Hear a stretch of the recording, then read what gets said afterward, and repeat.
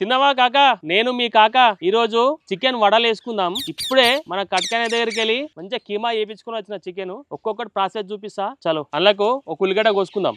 సన్నగా తురుముకోవాలి, మంచిగా ఇట్లా కీమా వేయాలి.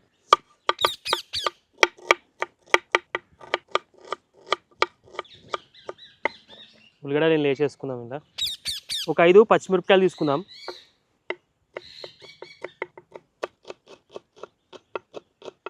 పచ్చిమిరపకాయలు వేసేసుకుందాం. ఇలానే పుదీనా చిన్న కట్ట తీసుకుందాం,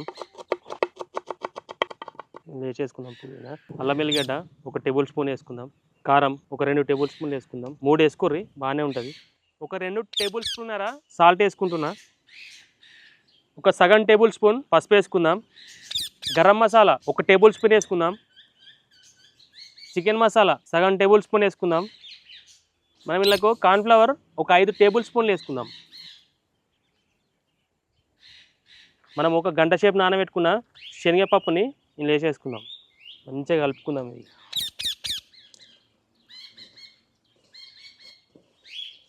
పోయి మనం ఇప్పుడు వడ చేసుకుందాం. ఓకేనా? చలో మనము ఫ్రైకి ఎంత అవసరం ఉందో అంత పోసుకోండి. నేను ఇంత పోసుకుంటున్నా.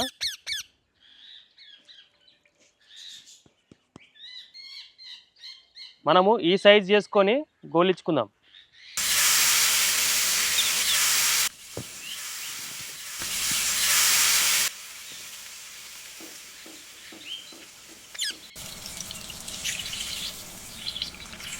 చలో వడలు పర్ఫెక్ట్ గోలినాయి. ఇలా బౌల్లోకి వేసేసుకుందాం.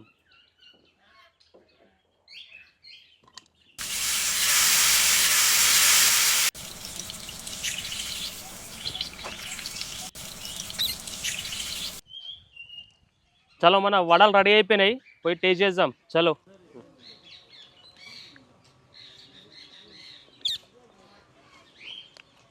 మంచిగా క్రిస్పీగా ఉన్నాయి.